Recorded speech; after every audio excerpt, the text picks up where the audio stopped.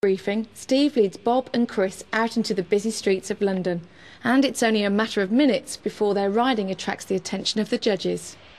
Okay guys, here we go. First of many pedestrian crossings here. Just watch out for these because they'll jump out at the last minute. Well, that's 3 points, isn't it? Yeah. What? Well, overtaking on zigzags. Yeah. You know, he made the point himself there. If a policeman having a bad day saw that, 3 points on his licence. 3 points, it's all very well to say that. The critical thing here is to bear in mind they've got no visibility at all behind that taxi. There could be a kid or anything about to run in that road, and that biker just would not see it. If that happened, that bike would probably knock that kid over, injure or kill that child. That's the critical thing. For, you know, a far more important consideration than just getting 3 points on your licence. Okay, suicidal pedestrians jumping in front when there's a green light. Don't we do bus lanes, Steve? Yeah. If you're going to use the bus lanes, guys, have a good look at the blue signs, yeah? They will tell you when you are and you're not allowed to use them, yeah? You've got an absolutely empty bus lane there, and yet the bikers are being obliged to sort of squeeze up the middle of traffic and things to make progress. It'd be a lot safer just to let motorbikes use that lane full stop, wouldn't it? Here, here. Here, here. On the way down to the bridge here, just watch out for the roadworks, guys. It's going to get a bit tight as everyone's jostling for position. Hey. Chris obviously greased the sides of his bike to get through that one, didn't he? Okay there, Bob. Just got to be watching out going up the left-hand side of the cars, just in case they decide to turn at the last minute without an indicator. Having been given a little rap across the knuckles, Bob decides it's about time Steve came back to the front. Come on, Steve, where the fuck are you? I'm here. He's fucking useless, this dispatch rider. Okay, here we go, alongside the river now. Should get a nice view. One of the benefits of this job. Have a nice ride round, look at the sights. Steve's confidence in the city soon raises a few eyebrows. That's not 30. You think it's a liberal interpretation of the 30-mile-per-hour limit? Yes. And things soon turn from bad to worse. Okay, coming into a bit more traffic now. Watch where the other bikes are going. We're just going to filter through. Nice and easy. Two lorries at the side of each other, they need a lot of room.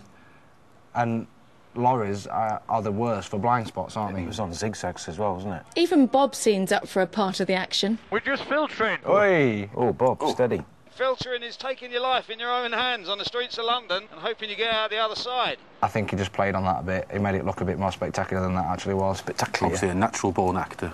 Yeah. I find that filtering, there are no rules, but all you can do is be observant and be ready to stop should anyone change lane or any pedestrians cross. That's true, but if a pedestrian did jump out, no matter how good they are going too fast to actually stop. Or filtering horror of horrors, somebody opens the door to let a passenger out. Anything can happen, can't it? Yeah. And Steve's been stressing about all the things that can actually happen, but he's actually, you know, on the other hand, is doing things that he's got no control about with the speed. It's not, so what, really, he's not leading by example, is he, especially where it comes to filtering?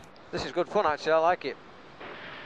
So do I, so do I. It is good fun after a while. You just got to get eyes in the back of your head and just watch out where people are moving. But it's not only Steve who comes in for criticism. As Bob comes up here, takes a glance to his left and then he's hard on the brakes there. You can't afford to take your eye off for 1 second there. No, you can't. Because that literally was about 2 seconds that he looked for. If that. And to be fair to Steve, he is telling them that, isn't he? He is. You know. Okay, coming into a stop again here, guys. You see everybody else stopping on these yellow box junctions, but Sod's Law says if I do it, I'm going to get a fine. Yeah? Okay, watch out, coming up ahead, coming up Parliament Square, always very busy round here. Traffic's going to start coming at you from all directions now, guys. You really got to keep your eyes open. I found that out. Bob asked me to look at the London Eye just as he decided to do an emergency stop. Chris, Big Ben! That is a Big Ben, that one. Yeah. Okay, we're going to have a right tight squeeze now, guys. I'm going to dig in right here if I can get through. If you spot an opportunity, just nice and slow, and we'll get through it. That's it, guys. Get up the front there. The lights are going to go green in a minute. He's not short with the banter. No, he's all right, isn't he, in London? He's just a changed man. Okay, there you go. There's the first suicide victim. You'd have to ask the question there, Yeah, whose that's it. responsibility is it to give way to who? He is already in the middle of the road. What do you mean? What's your point? Well, my point there is if that bike hit that pedestrian, trust me, the inquiry would come down very much against that motorcyclist. What other island has that person got to cross that busy road? They haven't. The bike should have just kept out of his way there. Shouldn't even really have been in there, should it? They shouldn't. The biggest obvious risk when you look at these scenes is actually that for pedestrians, isn't it? Who may or may not expect to see these bikes come tear-arsing towards them. Especially if they're foreign and looking the other way. Yes. You know, they see traffic moving at a certain rate and think, right, I can get between those cars to actually cross the road, and lo and behold, there's bikes appear. And what you've got to remember is car drivers also think that way in London as well, that if they see a gap, they'll try and get it at the last minute, and they'll not necessarily do the check just to see if a motorbike's cut through first. I think for me, one of the things that happens in city riding, like I said, people get in the mindset that only because you're doing 30, perhaps miles per hour, no one's going to get hurt if things go wrong. If you hit someone, especially if you hit a pedestrian at 30 miles per hour, trust me, it's going to kill them, or at the very least seriously injure them. Likewise, you know, if you hit something solid at 30 miles per hour, it's going to do you some substantial harm as well. So don't underestimate this just because you think you're travelling at a fairly moderate speed.